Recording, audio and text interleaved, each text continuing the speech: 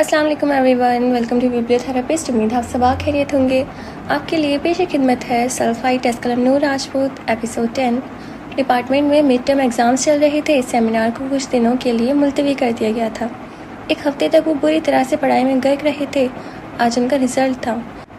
तवक्को के मुताबिक आज ने टॉप किया था। वो सबसे ऊपर था। हानम को उसके टॉप करने पर कोई मसला नहीं था। अलबत्ता वह हैरान थी कि कभी वो क्लास में आ जाता था और कभी दिनों गायब रहता था, फिर भी टॉप कर गया था। अलबत्ता एक बात पर वो शुक्र करती थी कि कभी उनके बराह रास्त बात नहीं हुई थी। वो सेमिनार रूम के बाहर ऐसे होता था जैसे उसे जानता ही ना हो।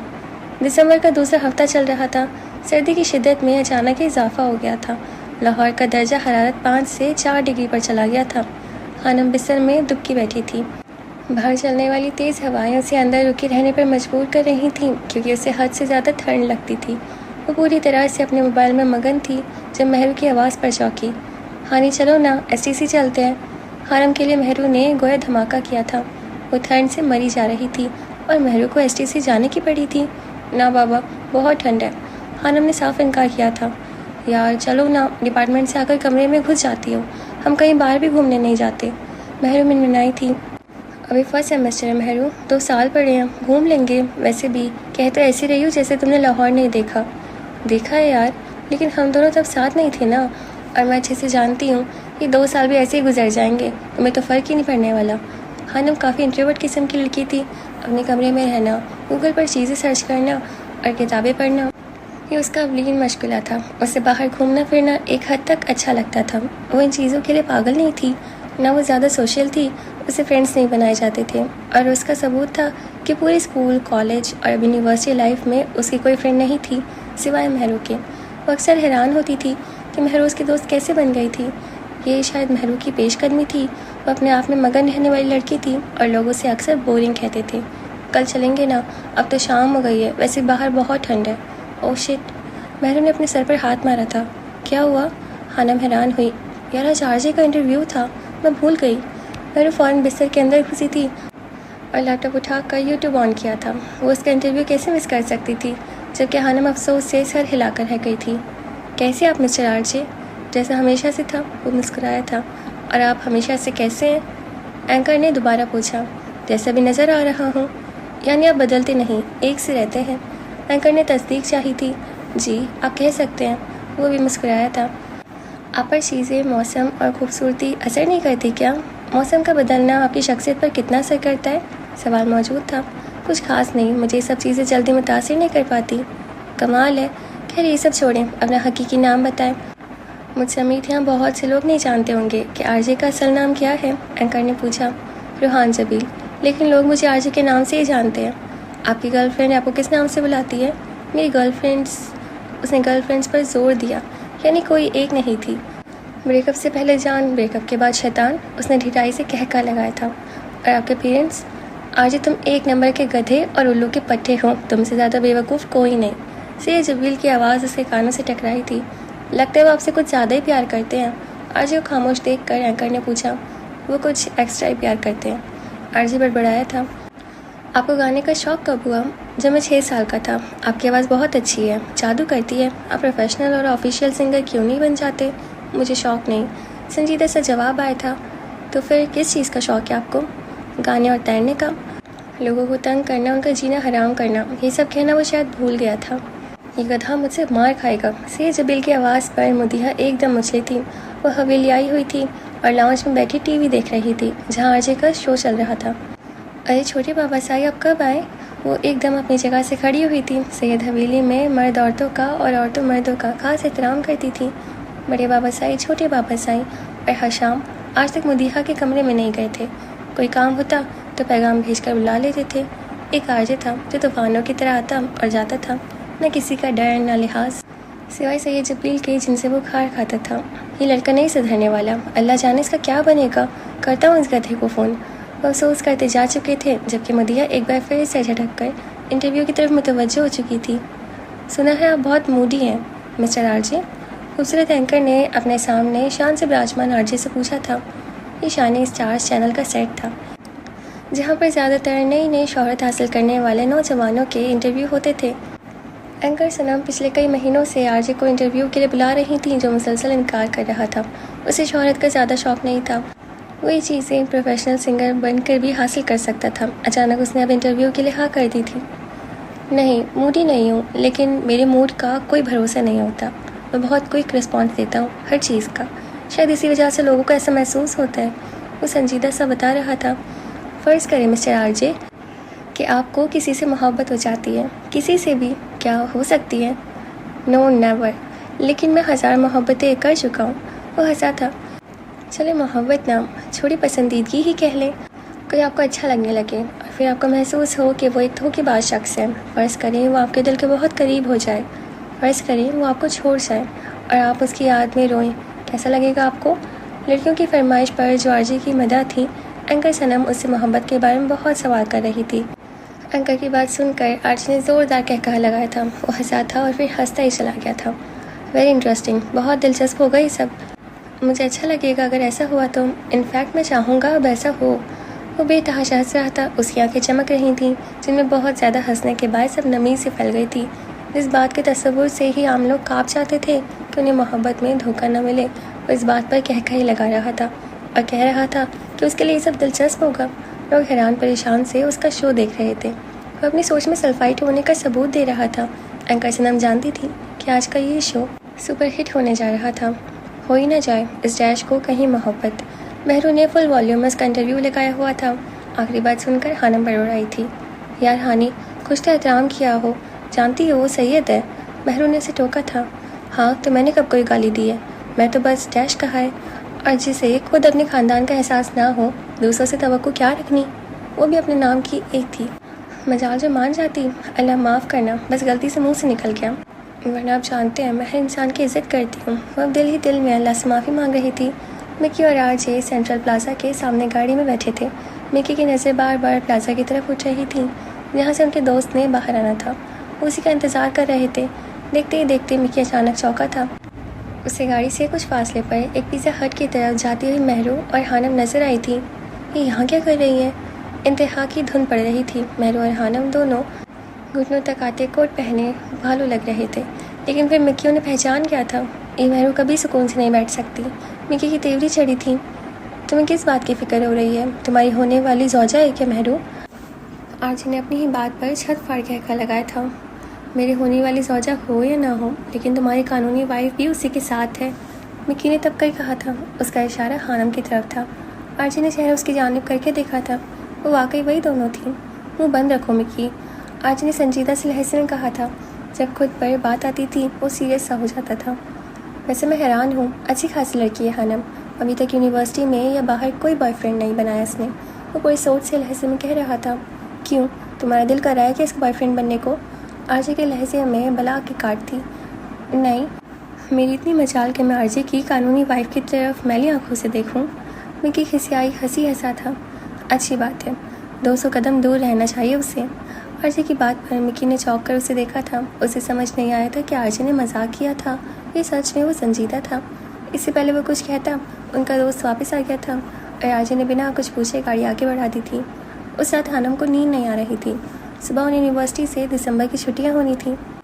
आरजे पिछले 2 हफ्तों से यूनिवर्सिटी नहीं आया था। वो अक्सर सोचती थी कि इतनी छुट्टियां करने के बावजूद भी डिपार्टमेंट वाले उसे कुछ नहीं कहते थे। इस दौरान एक सेमिनार हुआ था जिसमें आरजे नहीं था और हानम को उसमें मज़ा नहीं आया था। उसके सवाल दिमाग को हिलाने वाले होते थे, वो सोचने पर मजबूर कर देता था, जबकि बाकी स्टूडेंट्स इतनी गहराई में नहीं जाते थे। उससे महरू से भी नहीं पूछा था कि आरजे क्यों नहीं आता। अगर वह ऐसा करती तो महरू लाजमन उसे तंग करती। वो बोर हो रही थी और फिर उसने महरू का लैपटॉप उठाकर अपने सवालों का जवाब ढूंढना शुरू कर दिया। रूह क्या है, उसने टाइप किया था। लैपटॉप की रोशनी में उसकी ग्रे आंखें जगमग कर रही थीं। रिवाला का अमर है, अगर रूह की माहियत को समझना चाहते हैं तो अभी तक साइंस इस कदर तरक्की नहीं कर पाए कि आखिर रूह है क्या, एक इंसान ही को बाकी जानदारों से ज़्यादा श्योर क्यों है। उसका जवाब साइंस के पास अभी तक नहीं है, लेकिन मंतिकी तौर पर इतना जान लिया गया है कि रूह ही वो अमर है। इसकी वजह से इंसान अपनी और अपने इर्द गिर्द माहौल की बका की फ़िक्र में सरगर्दा रहता है। इसी रूह की बदौलत वो मौत के बाद असमत क्या होता है कि जवाब का भी तलाशी है। उसका जवाब भी साइंस के पास नहीं है, क्योंकि साइंस का दायरा इख्तियार से ही मौजू बाहर है। एक बात जहन में रख लीजिए कि मौत का ताल्लुक रूह से नहीं, मौत ज़िंदगी का ताल्लुक मादा की खास तरकीबी बनावट से है, जो तरक्की करके एक माइक्रो से मैक्रो जानदार बन जाता है। मुमकिन है फ्यूचर में साइंस खुद यूनिसेलुलर बनाने के काबिल हो जाए और मौत पर भी काबू पा ले, लेकिन ये नामुमकिन के करीब तर है। लेकिन इस वादा की शौर देना इंसान के लिए नामुमकिन ही रहेगा। वो शौर जिसे इंसान खुद इजादात करने के काबिल हुआ है, यानी रूह शौर का दूसरा नाम है। हनम ने ज़ेरे लब कहा था, क्वांटम फिजिक्स का रूह से क्या ताल्लुक़ है?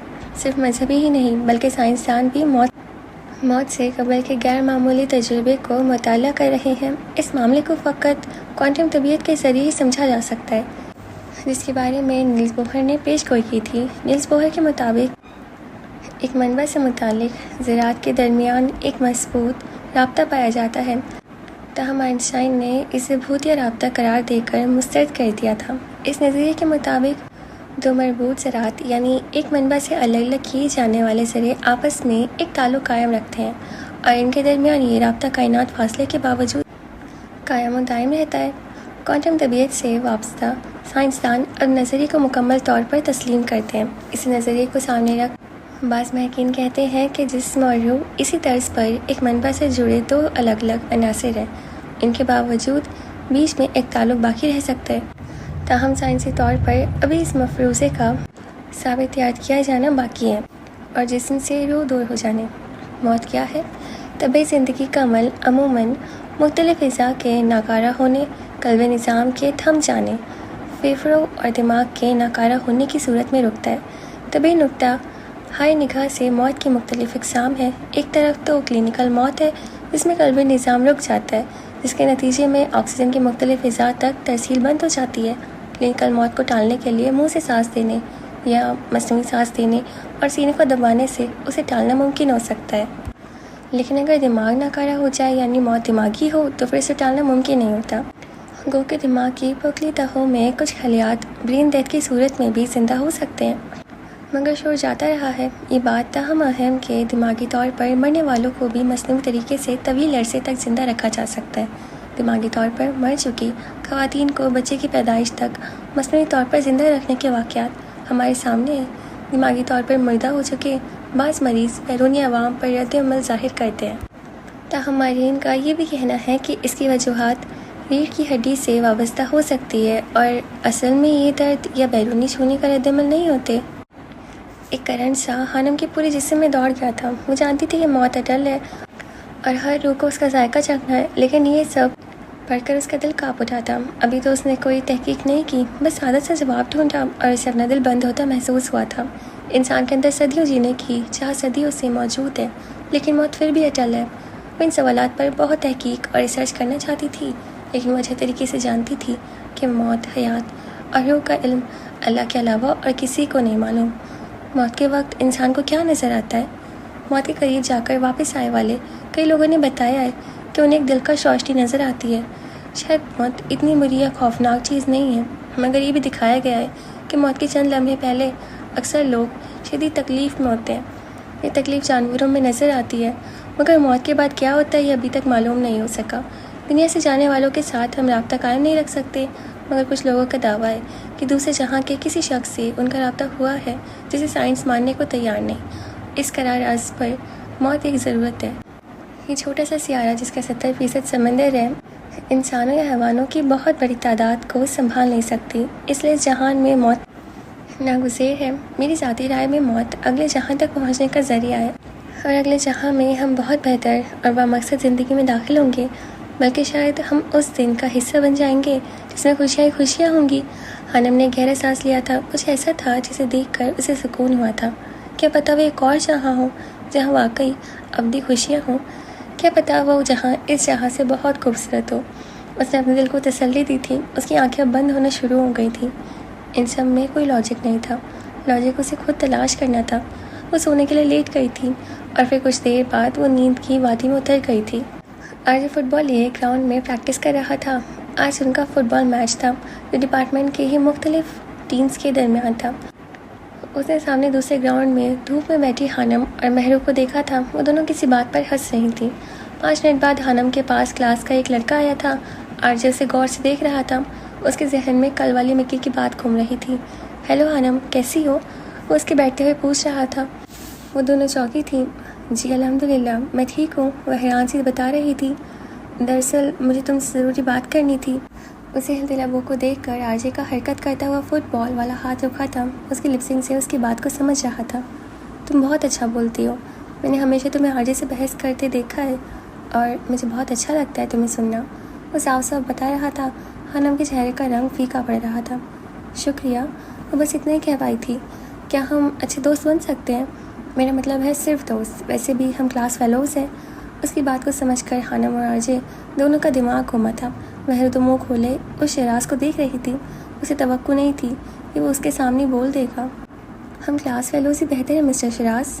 अब की बार हानम का लहजा सर्द हुआ था। आज छुट्टियाँ हो जाएंगी, मैं चाहता हूँ हम नंबर एक्सचेंज कर लें। वैसे तो क्लास ग्रुप से मैं ले सकता था, लेकिन फिर मैंने सोचा शायद तुम्हें बुरा लगे। हानम तो उसकी ढिठाई पर हैरान रह गई थी। मुझे आपसे बात करने में कोई दिलचस्पी नहीं है और प्लीज़ आइंदा मेरे सामने इस तरह की बातें करने से परहेज़ कीजिएगा। वो एकदम ही भड़क उठी थी और पैर उठाकर खड़ी हो गई थी। उसने सिर्फ दोस्ती का कहा था और कोई बात नहीं की थी, लेकिन ना जाने क्यों हानम का रद्दमल बहुत सख्त था। यूनिवर्सिटी में ऐसी दोस्तियाँ करना आम सी बात होती है। दोस्ती ना भी हो, अपने ग्रुप के लड़कों से अच्छी बोलचाल हो जाती है। आप प्लीज़ बैठ जाएं, मैं ऐसे ही पूछ रहा था, सॉरी अगर बुरा लगा हो तो। वह माजरत कर रहा था और फिर कुछ सुने बिना ही वहाँ से चला गया था। वो दोनों नहीं जानते थे कि वो दोनों किसी की नज़रों के हिसार में थे। ये क्या हो रहा था? उसके जाने के बाद महरू एकदम चौंकी थी। मुझे क्या पता, तुम्हें नज़र नहीं आया क्या? हानम गुस्से से कहती लाइब्रेरी की तरफ बढ़ गई थी। आधे घंटे बाद महरू से खींच कर मैच देखने लाई थी। आरजे की टीम और एक दूसरी टीम खेल रही थी। दूसरी टीम में वो शिराज था। खेल के दौरान आरजे ने शिराज का निशाना लेकर फुटबॉल पूरी कुव्वत से उसे दे मारा था। वो धड़ाम से औंधे मुँह नीचे गिरा था। हानम मेहनत से मुँह खोले कभी आरजे तो कभी उस शिराज को देख रही थी, जो नीचे पड़ा करा रहा था और बाकी लड़के उसकी तरफ लपके थे। हानम ने देखा था कि आरजे ने जानबूझकर उसे फुटबॉल मारा था। इससे पहले कोई कुछ समझता, आरजे को कुछ कहता, वो हाथ छुड़ाता हुआ ग्राउंड से बाहर आया था और फिर एक सर्द सी निगाह हानम पर डालकर यही जा वो जा।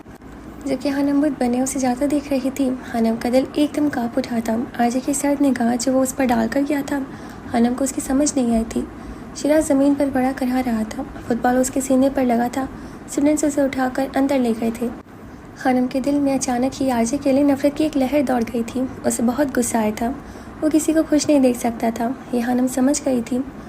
तुमने शिराज को क्यों मारा आरजे? वो टेरेस पर खड़ा था, ठंडी हवा में एक बारीक सी टी शर्ट पहने, जब मिक्की उसके पीछे नमदार हुआ था। हाथ में जलते सिगार के वो फुर्सत से कश लगा रहा था। अलबत्ता उसका जहन कहीं और पहुंचा हुआ था। मेरा दिल कर रहा था, इसलिए। कोई तो वजह होगी ना, मुझे पता है तुम बिला वजह नहीं मारते। मिक्की अब उसकी बाई तरफ आकर खड़ा हो गया था। वो मैं हानम को तंग कर रहा था। आरजे की बात पर मिक्की ने चौंक कर उसे देखा था। तो ये कि ये अच्छी बात नहीं है। आरजे का लहजा सख्त था। ओ कम ऑन आरजे, यकीन नहीं होता तुम कह रहे हो। क्या तुम खुद कभी किसी लड़की के करीब नहीं गए? मैंने लड़कियों की मर्जी से किया है जो भी किया है। जबकि वो सरासर ज़बरदस्ती दोस्त बनने को कह रहा था और आरजे को ज़बरदस्ती नहीं पसंद। ऐसा तो हर जगह होता है। तुम किस किस को मारोगे? मिक्की तंजिया पूछ रहा था, जिस पर गुस्सा आएगा। उसका लहजा अटल था। ओ भाई, हलाकू खान की औलाद शर्ट पहन ले। हर वक्त लड़ने मरने पर तुले रहते हो। कभी ठंडे दिमाग से भी सोच लिया करो। ठंडी हवा मिक्की की हड्डियों में घुसी जा रही थी। आरजे को तलकीन करता अंदर जा चुका था, क्योंकि वो अच्छे से जानता था कि आरजे हमेशा अपनी मर्जी करता था। जबकि आरजे अभी भी वहीं खड़ा था। उसके चेहरे पर संजीदगी छाई हुई थी। हानी, वॉक करने चले? हम पूछ रही थी। दिसंबर की छुट्टियां हो चुकी थी। हमदान अंकल उसे हॉस्टल से ले आए थे। महरू अपने घर जा चुकी थी। वो जब से घर आई थी बाहर नहीं निकली थी। नहीं, मुझे नहीं जाना। हानम ने साफ इनकार किया था। यार क्या मसला है, कभी बात मान भी लिया करो। सभी वॉक करने जाते हैं। शाम को इतना अच्छा नज़ारा होता है बाहर। मैं और जवाद भी रोज़ाना जाते हैं। आज तुम भी चलो ना। वहाँ हमने मिन्नत की थी। यार मुझे काम है, मैं नहीं जा सकती। हानम जान गई थी कि आरजीसी टाउन में 2 घर छोड़कर रहता था और उसकी शदीद ख्वाहिश थी कि उसे गलती से भी ये पता न चले कि वो भी वहीं रहती थी। इसलिए वो बाहर जाने से गुरेज करती थी। मरो तुम, यूं ही अकेले जल भुनकर और सड़ सड़ कर मर जाना। वहाँ फाड़ खाने वाले अंदाज में कहती बाहर निकल गई थी। जब उसकी बात पर हानम का कहकहा उभरा था। उसके जाने के बाद भी काफ़ी देर तक हंसती रही थी। जॉर्डन, तुम मिस्टर जोसेफ की क्रिसमस पार्टी में चलोगे? एंथनी ने पुशअप्स करते जॉर्डन से पूछा था। जब से मार्था की मौत हुई थी, एंथनी उसे अपने पास ले आया था। नहीं, जॉर्डन ने इनकार किया था। मुझे लगता है तुम्हें चलना चाहिए। बाहर निकलोगे तो दिल को सुकून मिलेगा। एंथनी ने ख्याल जाहिर किया था। मैं इधर ठीक हूँ। जॉर्डन का लहजा बर्फ से भी ज़्यादा सर्द था। ठीक है। एंथनी ने कंधे उचकाए थे। वैसे मैंने सुना है कि जोसेफ की वाइफ पाकिस्तान से है और इस क्रिसमस में उसकी फैमिली भी आएगी। एंथनी ने सोफे पर बैठते हुए कहा था। वो तिरछी निगाहों से जॉर्डन को देख रहा था। पाकिस्तान के नाम पर जॉर्डन के कान खड़े हुए थे। हरकत करते उसके जिस्म में एकदम ठहराव आया था। अच्छी बात है, उसने इतना ही जवाब दिया था। एंथनी ने अपना सर पीट लिया था। वो जानता था कि जॉर्डन अपनी मर्जी करेगा। वो उठकर अपने कमरे की तरफ बढ़ गया था। आधे घंटे बाद वो तैयार होकर बाहर निकला था। जॉर्डन अब लाउंज में सोफे पर बैठा टीवी देख रहा था। ये दावती कार्ड है, अगर तुम्हारा मूड बदल जाए तो आ जाना, इसके बगैर अंदर दाखिल नहीं होने देंगे। एंथनी मेज़ पर कार्ड रखता बाहर की जाने बढ़ गया था, जबकि जॉर्डन ने उसकी बात पर तवज्जो नहीं दी थी। मिस्टर जोसेफ का घर रोशनियों से सजा हुआ था। मिस्टर जोसेफ पेरिस के मशहूर किस्नियों का मालिक था। इसी वजह से एंथनी उसे जानता था। घर के बाहर बड़े से लॉन में क्रिसमस ट्री बनाया गया था। मेहमान आना शुरू हो गए थे। कुछ देर पहले होने वाली बर्फबारी ने लॉन को सफ़ेद बना दिया था, जिस पर की गई सजावट ने उस जगह को परियों के देश में बदल दिया था। ये सब कितना अच्छा है ना, बिल्कुल ख्वाब जैसा। माही ने पास बैठी एला से कहा था। एला मिस्टर जोसेफ की भतीजी थी और वही माही को इस पार्टी में लाई थी। हाँ, हर साल ऐसा ही होता है, इसलिए मैं तुम्हें यहाँ लाई हूँ, एला ने जवाब दिया था। इससे पहले वो मज़ीद कुछ कहती, उसकी नज़र गेट की तरफ से आते जॉर्डन पर पड़ी थी। उसे लम्हों में पहचान गई थी। ब्लैक डिनर सूट पहने वो थोड़ा तहजीब याफ्ता लग रहा था, वरना एला ने तो उसका नाम ही जंगली रख दिया था। ये यहाँ क्या कर रहा है? एला की तेवरी चढ़ी। जॉर्डन मिस्टर जोसेफ और एंथनी के पास खड़ा था। मिस्टर जोसेफ किसी बात पर कंधा थपथपा कर उसे दाद दे रहे थे। किसकी बात कर रही हो? माही ने उसकी नज़रों के ताक़ुब में देखा था। उसे भी जॉर्डन नज़र आ गया था। वही जंगली, एला ने चबा चबा कर कहा था। छोड़ो यार, रात गई बात गई, माही ने आम से लहजे में कहा था। लेकिन उसे यहाँ किसने बुलाया है? एला सोच रही थी। अच्छा किया जॉर्डन, तुम आ गए। मेरे कैसीनो को चलाने में तुम्हारा बहुत बड़ा किरदार है। मिस्टर जोसेफ अक्सर जॉर्डन के किस्से सुनता रहता था। वो बहुत अच्छा फाइटर था, एंजॉय करो। मिस्टर जोसेफ अपना मशरूब का ग्लास हाथ में थामे वहाँ से दूसरे मेहमानों की तरफ चले गए थे। मुझे पता था तुम आओगे, एंथनी ने मुस्कुराते हुए जॉर्डन के कंधे पर हिट किया था, जबकि जॉर्डन की निगाहें वहाँ मौजूद हर शख्स के चेहरे का तवाफ़ कर रही थीं। वो इन चेहरों में मुश्किल के चेहरों को तलाश कर रहा था कि शायद कोई उसे उसकी मंजिल तक पहुँचा दे। आधी रात का वक्त था जब एक झटके से हानम की आँख खुली थी। आज काफ़ी दिनों बाद उसे अपना ख्वाब नजर आया था, जिसमें उसे कोई आग के दरिया में धक्का दे रहा था। उसकी सांसें तेज़ तेज़ चल रही थी। कुछ मिनट वो खुद पर काबू पा चुकी थी। मेज़ पर रखे पानी के जग से उसने पानी पिया था। उसे सर्दी में भी घबराहट हो रही थी। वो बेड से नीचे उतरी और फिर कमरे में मौजूद खिड़की को खोलकर उसमें खड़ी हो गई थी। ताज़ा हवा के झोंके ने उसे फ्रेश किया था। शोर की आवाज़ पर उसने दाईं तरफ मुड़कर देखा था। आरजी के घर के लॉन में उसे काफ़ी लोग नजर आए थे। वहाँ से म्यूज़िक की हल्की आवाज़ भी आ रही थी। उसने घर के सामने गाड़ी को रुकते और फिर उसमें से लड़कियों को उतरते देखा था, जिनका लिबास काबिल एतराज़ था। यकीनन वहाँ कोई पार्टी चल रही थी और म्यूज़िक काफ़ी तेज़ था, जिसकी मध्यम आवाज़ हानम तक पहुँच रही थी। वो तसव्वुर कर सकती थी कि अंदर क्या हो रहा होगा। गुस्से और नागवारी की एक लहर उसके पूरे जिस्म में दौड़ गई थी। वो उसे कुछ कहकर अपनी ज़बान गंदी नहीं करना चाहती थी, इसलिए ठाक की आवाज़ से खिड़की बंद कर चुकी थी। माही रेडी हो जाओ, तुम कुछ सुना रही हो, एला माही से कहती अपने अंकल की तरफ बढ़ गई थी। रेडी हो जाऊँ? लेकिन किस चीज़ के लिए एला? माही ने हैरत से उसे जाते हुए देख कर पूछा था, लेकिन एला अनसुनी कर गई थी। 2-3 मिनट मिस्टर जोसेफ से बात करने के बाद वो अब लोगों के हुजूम के दरमियान खड़ी हो गई थी। लेडीज़ एंड जेंटलमैन, एला ने खुशदिली से सबको मुतवज्जो किया था। जैसा कि आप सब जानते हैं, ये रात हमारे लिए बहुत ही ख़ास है, तो क्यों ना इस ख़ास मौके को मज़ीद ख़ास बनाया जाए? वो सवालिया अंदाज में पूछ रही थी। लोगों में सरगोशियाँ शुरू हो गई थीं। यह मेरी एक प्यारी सी दोस्त है, जिसे कभी गाने का बहुत शौक़ होता था। एला ने गोया धमाका किया था। माही फटी फटी नज़रों से उसे देख रही थी। पिछले साल ही उसने म्यूज़िक का शौक़ छोड़ा था और उसने म्यूज़िक सीखा भी था, बाकायदा क्लासेस लेकर।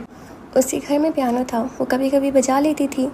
हज़ारों बार बजाने पर वो सिर्फ 1-2 बार गुनगुनाई थी। माही की आवाज़ अच्छी थी, लेकिन अब जो काम एला ने किया था, माही का दिल कर रहा था कि वो जाकर उस चुड़ैल का मुँह नोच ले जो लोगों की तालियों में अपनी बत्तीसी की नुमाइश कर रही थी। आ जाओ माही और अपनी सुरीली आवाज़ से जादू बिखेरो, एला ने एक आँख बंद करते हुए शरारती अंदाज में कहा था। लोग अब उसकी तरफ देख रहे थे और अपनी तालियों से उसे आने की दावत दे रहे थे।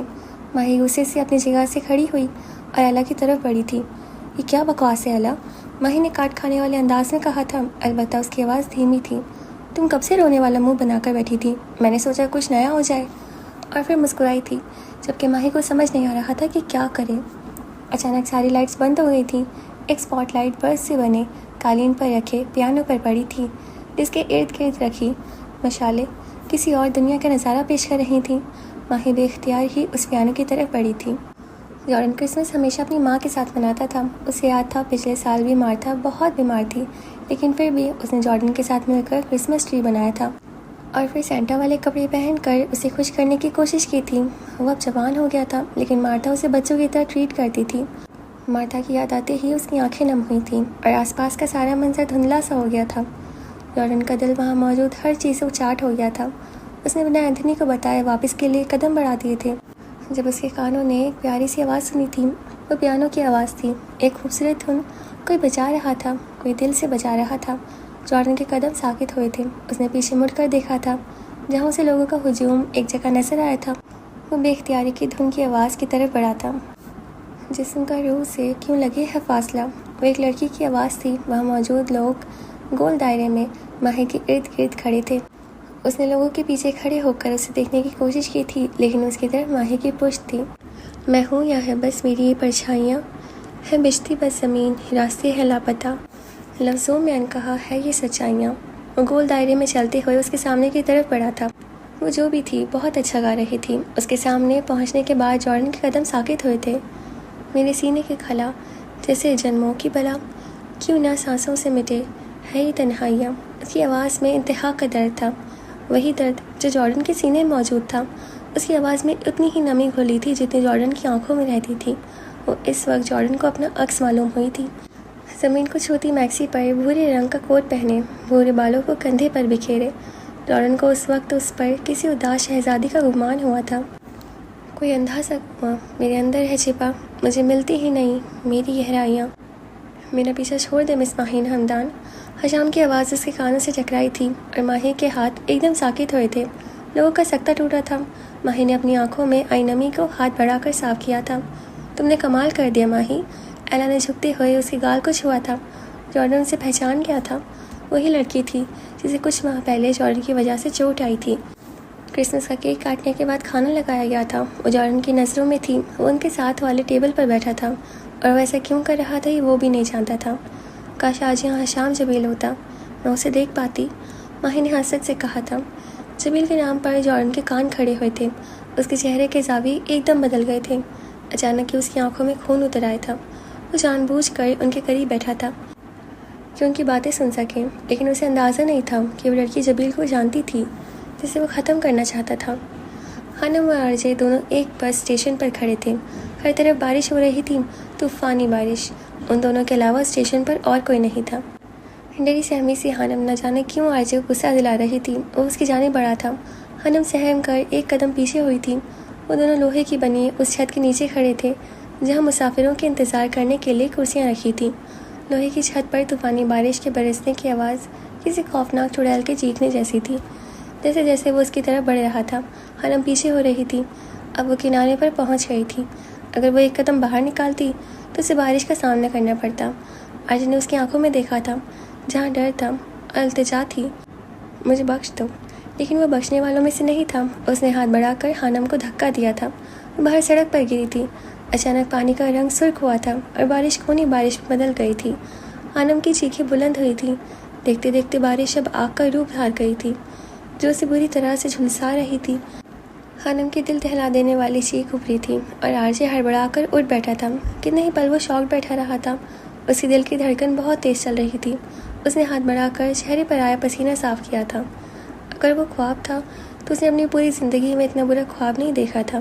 वो लोग सुबह 5 बजे सोए थे। सारी रात तेज़ म्यूज़िक में बेहंगम डांस करते थक चुके थे। सुबह फजर के अजान के वक्त म्यूज़िक बंद हुआ था। अपने कमरे से बाहर निकलने के बाद वह अब नीचे आया था। पूरा लाउंज बिखरा था। कांच की बोतलें, कैन के डब्बे, खाने पीने की चीज़ें हर जगह पड़ी नजर आ रही थी। आशे का दिमाग घूमा था। वह अभी 1 घंटा पहले सोया था। अभी 6 बज रहे थे, लेकिन रातें लंबी होने की वजह से बाहर अंधेरा था।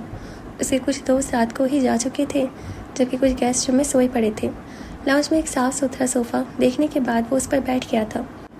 ख्वाब ने उसे बुरी तरह डरा दिया था। नींद थी कि उस पर गलबा पा रही थी और फिर वो कुछ देर बाद गहरी नींद सो चुका था।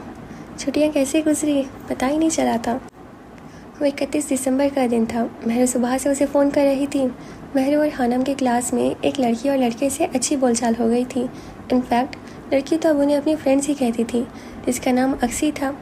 हानी मान जाओ ना प्लीज़, देखो अक्सी मुझे रोज़ाना फ़ोन कॉल करती है। वो छोटी सी न्यू ईयर पार्टी दे रही है, हम चलते हैं ना। महरू उसकी मिन्नतें कर रही थी।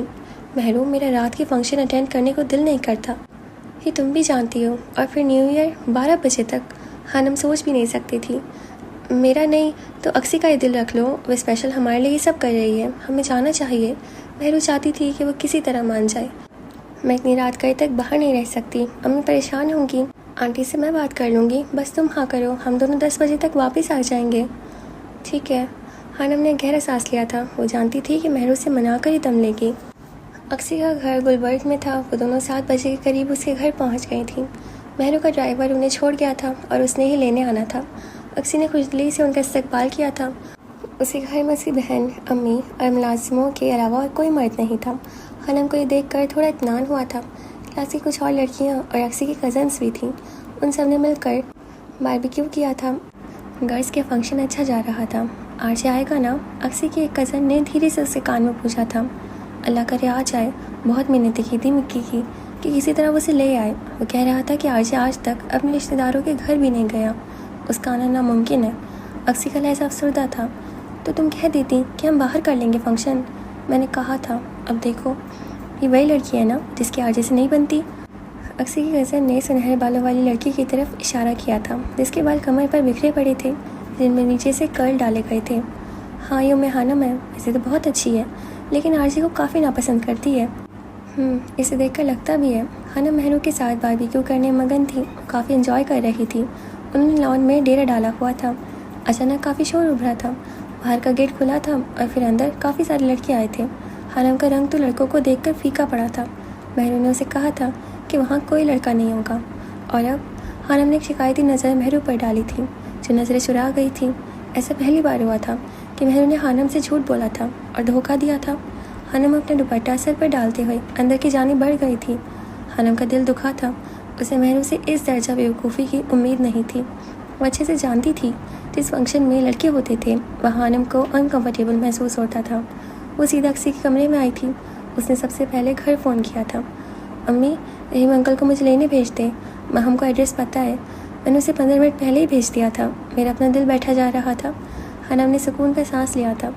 बालों को अच्छे तरीके से बांधने के बाद अब वो अपने दुपट्टे से हिजाब करने मसरूफ़ थी। जब उसे यकीन हो गया कि अब दुपट्टा नहीं हिलने वाला, उसने अपना कोट उठाकर पहना था, जो यहाँ आने के बाद उतार दिया था। जैसे वो दरवाजे की तरफ बढ़ी, दरवाजे में खड़े इंसान को देखकर धक से रह गई थी। आरजे दरवाजे में खड़ा बत्ती से निकाले उसे देख रहा था। हानम का उसे अपने सामने देखकर सर चकरा गया था। उसके फरिश्तों ने भी नहीं सोचा था कि वो यहाँ आएगा। वो खुद पर काबू पाते हुए आगे बढ़ी थी। रास्ता दो। हानम ने लहजे को सख्त बनाने की कोशिश की थी, अलबत्ता उसका नाजुक सा दिल काँप रहा था। अगर नहीं दिया तो? वो पूछ रहा था। ये पहली मर्तबा था जब वो दोनों इस तरह ज़ाती तौर पर आमने सामने आए थे। नहीं तो अक्सर सेमिनार रूम में ही मिलते थे। ये तुम्हारे बाप का घर नहीं है, समझ आई? शराफत से रास्ता छोड़ो मेरा। उसकी बात पर आरजी का कहकहा बुलंद हुआ था। शराफत नाम की चीज़ मुझे छू कर नहीं गुजरी। मैं बस यहाँ पर कुछ चेक करने आया था। वो पूरे इसरार से लहजे में कहता उसकी तरफ बढ़ा था। हानम एकदम उछली थी, लेकिन वो अपनी जगह से नहीं हिली थी। मैंने सुना है मिस उम्मे हानम। वो उसकी तरफ झुक कर बहका बहका सा कह रहा था। इससे पहले वो अपनी पूरी बात कहता हानम का हाथ उठाता और आरजी दंग रह गया था। अपनी बकवास बंद रखो, तुम हो ही घटिया। वो उसके मुंह पर थप्पड़ मारने के बाद अब वहाँ से भाग गई थी। मैंने सुना है कि मिस उम्मे हानम बाकी लड़कियों से बहुत अलग है। वो दूसरों की तरह आरजे की खुशामद नहीं करती। मैंने सुना है वो वाहिद लड़की है जो आरजे को दिल से नापसंद करती है। और मैंने बिल्कुल ठीक सुना है मिस उम्मे हानम, तुम वाकई अलग हो। वो कहकर लगाकर हंसा था। उसकी आंखों की चमक बढ़ गई थी। उसे यहाँ आने में कोई दिलचस्पी नहीं थी। वो यहाँ जिस काम के लिए आया था वो पूरा हो चुका था। अपने गाल पर हाथ रखे उसे सहला रहा था। अलबत्ता होठों पर मुस्कुराहट खिल रही थी।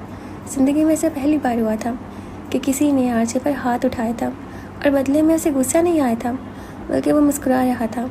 हानम लड़खड़ाते कदमों के साथ बाहर आई थी। उसका दिल अभी तक काँप रहा था। उसे उम्मीद नहीं थी कि आरजे यूं अकेले में उसके करीब आने की जुर्रत करेगा। हानि मेरी बात सुनो। महरो उसके पीछे लपकी थी, लेकिन वो अनसुनी करते हुए गेट की तरफ बढ़ गई थी। हानि रुक जाओ प्लीज़, उसकी मिन्नतें कर रही थी, लेकिन हानम को लगा था कि अगर वो रुकी तो कुछ गलत कर देगी, अपने साथ या महरो के साथ। हानि, महरो ने फिर पुकारा था, मेरे पीछे मत आओ। वो एकदम रुकते हुए चीखी थी। हानम का चेहरा गुस्से को जब्त करने की वजह से सुर्ख हो चुका था। महरो के 14 तबक रोशन हुए थे। उसे अंदाज़ा नहीं था कि हानम इतना गुस्सा करेगी। उसके इस तरह चिल्लाने पर महरो के कदम रुक गए थे और हानम खामोशी से गेट पार कर गई थी। महरो का अफसोस ने घेर लिया था। उसे महसूस हो रहा था कि उसने कितनी बड़ी गलती कर दी थी। हानम के जाने के बाद महरो भी घर चली गई थी। उसके बाद आरजे और बाकी लड़के लड़कियां भी नया साल मनाने के लिए बाहर जा चुके थे। ओके जी, तो आज के लिए बस इतना ही। आपको अब तक कैसा लगेगा हमें ज़रूर बताइएगा। आज का एपिसोड अच्छा था, बट सच कहूँ तो अभी तक काफ़ी सारे सीन्स मुझे ऐसे लगे जैसे पीरे कामिल के हों। मतलब वो शूट कर देने वाला, थप्पड़ मार देने वाला। मैं रिलेट नहीं कर रही, बट मुझे ना उसकी बार बार याद आ जाती है। खैर, हम देखेंगे आगे क्या होगा, क्या पता अलग हो, और मैं ऐसा सोच रही हूँ, है ना। और आप अपना ख्याल रखिएगा। प्लीज़ हमारे चैनल को सब्सक्राइब कर दीजिएगा। यूँ ही हमें सुनते रहिएगा। अब हम आपसे कल मिलेंगे, और आपको जो भी नई नॉवेल सुननी हो वो हमें ज़रूर बताइएगा। हम ज़रूर पढ़ेंगे। खुदा हाफिज़।